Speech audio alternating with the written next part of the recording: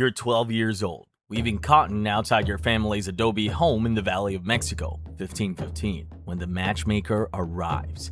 She's here for your older sister, but then she sees you and your hands, quick and steady. Her eyes change. She whispers to your father about the noble lord from Tenochtitlan, who needs weavers. Your father nods once. The matchmaker points at you. That one. Her cloth is finer. 3 days later, you're in a canoe crossing Lake Texcoco, watching your village shrink into nothing. The towers of Tenochtitlan rise ahead like stone mountains. Your mother didn't cry when you left. Crying's a luxury when you're a commoner family with 6 daughters and failing crops. You're not a wife, you're a weaver, you're a concubine, and Tenochtitlan doesn't care about the difference. Before we continue with what happens to you in Tenochtitlan, we want to thank War Thunder for sponsoring this video. War Thunder is an epic, free-to-play multiplayer military action game where tanks, aircraft, helicopters, and warships clash in massive dynamic battles across realistic maps worldwide. The game features tons of vehicles ranging from the mid-20th century to modern times. The game's like a museum where you can examine the machines in the finest detail. In combined arms modes, ground and air can fight together, while naval battles feature ship-to-ship combat. War Thunder offers advanced military technologies, guided missiles, active protection systems, night vision devices, reconnaissance drones, and even nuclear strikes. You can upgrade and customize all vehicles with unique skins. Thanks to the unique damage model, every hit matters. Disable a track, immobilize your opponent. Hit a fuel tank, watch it ignite. Visualize with X-ray mode. The latest Spearhead update brings powerful new vehicles including the French Jaguar, British Chieftain 900, and Soviet T-3485, and many other cool vehicles.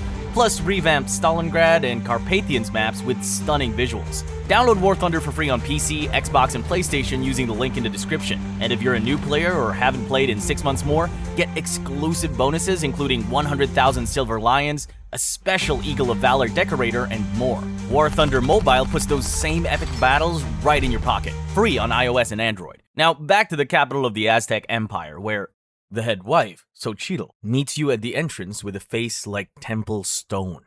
Beautiful, cold, untouchable. Behind her stands 4 other concubines, all older, all watching with the same question, threat or not. You'll weave, Xochitl says. No hello, no greetings. Sunrise to sunset. Your cloth belongs to this house.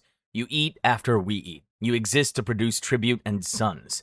Do you understand? You're 12 and alone. What else can you say? The weaving room's cramped, 5 looms against the wall. The other concubines don't talk at first. There's Citlali, 16, best weaver in the house. Chalchi, 19, pregnant. Meow, 14, terrified like you. And Teacapan, 22, who watches everything. Your first night, Chalchi whispers. Xochitl decides who gets fed, who gets beaten, and who gets sent to the Lord's chamber. Stay invisible, weave fast. Up before dawn, grinding maize, then straight to the loom. Hour after hour. Cotton so fine it's almost see-through. Tribute cloth worth more than gold. The quota's brutal. 2 full pieces a week. Fall short, you don't eat. You hit quota, barely. Citlali helps because Xochitl punishes everyone if one person fails. The Lord's a merchant noble, always traveling. You're invisible to him. Furniture that makes cloth. Then Xochitl summons you. Tonight, he's requested you. Your stomach drops. Meow goes pale. She knows. They scrub you in the steam bath, braid your hair, paint your face, dress you in soft robes. Then they walk you to his chamber like you're going to sacrifice. He's 43, over twice your age. This is normal. This is law. The night's a blur of fear and pain and silence. When it's done, he dismisses you like a used dish. You stumble back where Chalchi's waiting with water and a rag. First time's the worst, she says quietly. After a while, you stop feeling it. You don't believe her. Later, you will. 2 years pass. You're 14 now, good at 2 things, weaving and disappearing. Your cloth's fine enough that the Lord trades it for jade in Oaxaca, cacao in Maya lands. You're an asset, but like a tool, not a person. Chalchi gives birth, a boy. For 2 weeks, she's treated like something precious. Then, the baby dies. Fever, 15 days old. They bury him in the garden without ceremony. Chalchi's back at the loom the next morning, silent, hollow, like a bottle just emptied and thrown away. You learn the rules. Never outshine Xochitl. Never argue with other concubines. Never refuse the Lord. The Lord calls for you maybe once a month. Mechanical. Joyless. He never asks your name. Either way, you leave feeling hollow. Then Meow gets pregnant. She's 15. Terrified. Hopeful. For a few weeks, she's safe, valued, fed better. 7 months in, she starts bleeding. The midwife comes, does what she can. It's not enough. The baby's born dead, strangled by its cord, and Meow bleeds out on the weaving room floor while you and Citlali hold her hands and beg gods who don't answer. They take her body before dawn. The Lord replaces her within a week. New girl, 13, from a village near Teshoko. Her name's Shoko. You see the same fear in her eyes you had 2 years ago. You teach her the rules. You teach her to weave fast. You teach her to be invisible. By 16, you're numb to most of it. The other concubines are your rivals and your only family. But you're alive. You hit quota, you survive. You're 16, 4 years in this house. The Lord's traveling to the coast, trading with strange new people. Pale men with metal armor and sticks that explode like thunder. Gods or demons, depending on who you ask. You don't care. Your world's this compound, this loom, this never-ending cycle of weave, eat, sleep, serve. Then the Lord comes home with news. The Emperor, Moctezuma, needs tribute for a massive ceremony. Hundreds of bolts of cloth, dozens of concubines to be honored in service to the gods. Xochitl's exempt, but the rest of you, fair game. They select Chalchi. She's 24, no living children, expendable. They dress her in fine robes, paint her face white like the moon goddess, tells her she'll be honored, that this guarantees paradise. She doesn't fight, just looks at you the night before and whispers, "Tell them I was brave, even if I wasn't."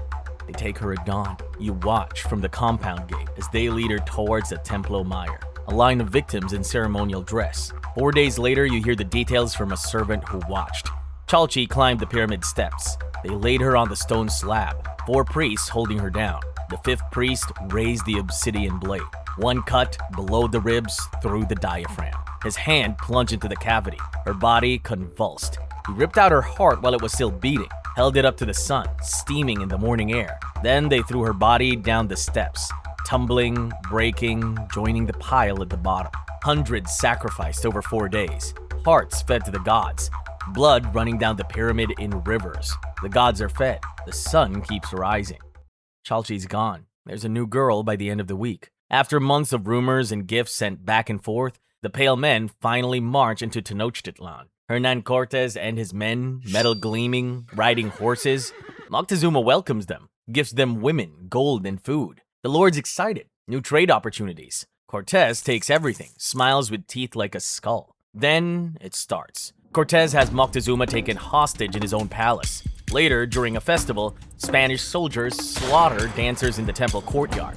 After that, the city explodes. The markets close. Foods get scarce. Xochitl starts hoarding maize, feeding her children first. Concubines last. You're hungry all the time. And the city's burning. The siege. Tenochtitlan's surrounded, cut off, dying slowly. Causeways blocked. Aqueducts destroyed. People drinking from the lake, getting sick, dying in the streets. You're still weaving because what else is there? Your hands shake from hunger. The cloth's not as fine. Nobody cares. Citlali dies first. Smallpox. It's everywhere, killing thousands. The Spanish brought it. They're immune. You're not. She's covered in pustules, burning with fever. She dies in the weaving room, and you drag her body outside because nobody's collecting the dead. The Lord dies next. Fever. Same disease.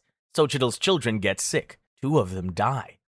The compound's falling apart. No servants, no food. You and the remaining concubines huddle in the weaving room, surviving on scraps and lake water that tastes like death.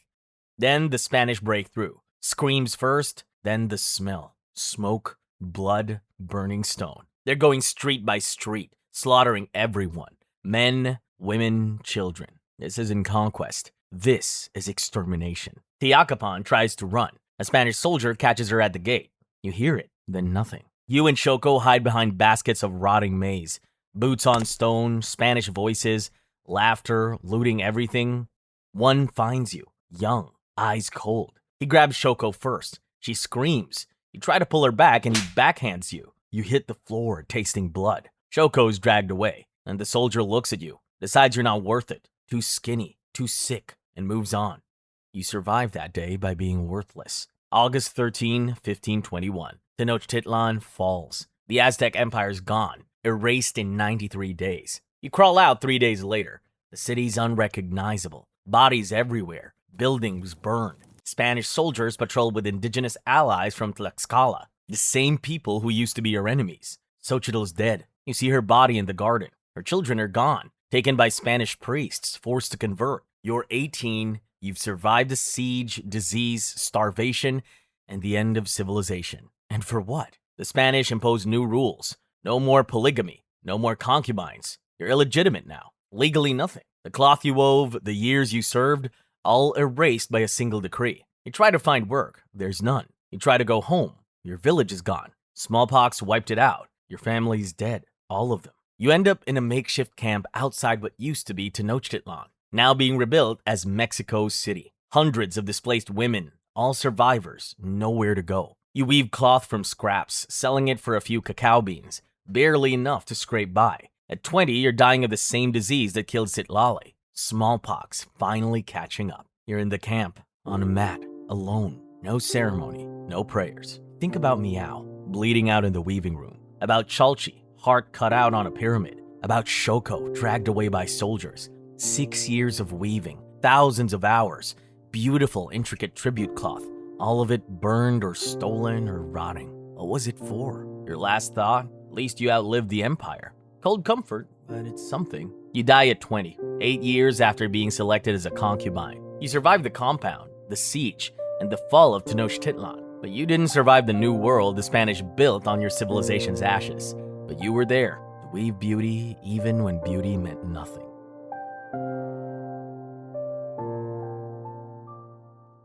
You survived the fall of an empire, watching your entire world burn. But across the Pacific, same-age girls faced a different kind of empire, one that turned promises of factory work into systematic enslavement. Click here to see what life was like as a Korean comfort woman during World War II.